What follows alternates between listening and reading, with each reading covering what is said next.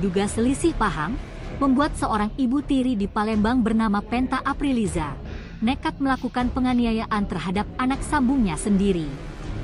Hal itu terungkap usai korban yakni Kartika Sari Utami usia 30, warga Lorong Gotong Royong, Kecamatan Kertapati Palembang, mengalami luka memar dan lecet di bahu kanan, serta tangan kiri lebam dan tangan kanan lecet.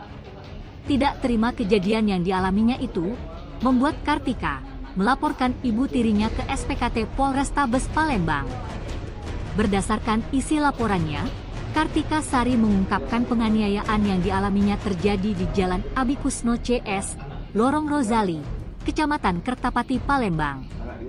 Menurutnya, kemungkinan ibu tirinya tersebut nekat menganiaya dirinya, diduga karena kesal dan tidak senang usai disuruh untuk tidur di dalam kamar untuk istirahat.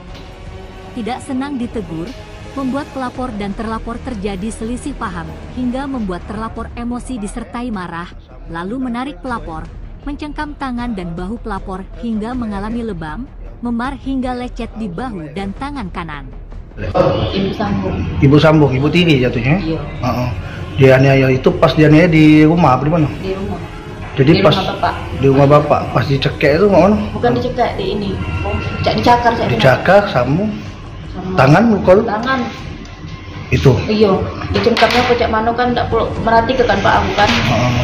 Berarti masalahnya masalah omongan deh. Masalah omongan. Iya. Dia di rumah. Ngomong nada tinggi lah Pak, tidak lemak dengarnya kan, mama lagi ada acara kan. Masalah tidur depan tidur di dalam apa? Diatur tidur. Diatur tidur itu ya? Diatur. Kan di depan tuh kan di ruang tamu kan Pak, yang lain tidur di kamar kan. Anaknya itu kan cewek kan, ada enak tidur di depan di ruang tamu ngampar.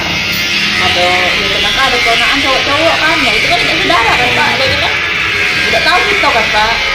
Itulah lagi ribut tuh ya? Iya di kamar baik, tidur ngakut, nggak bisa dunia. Ya.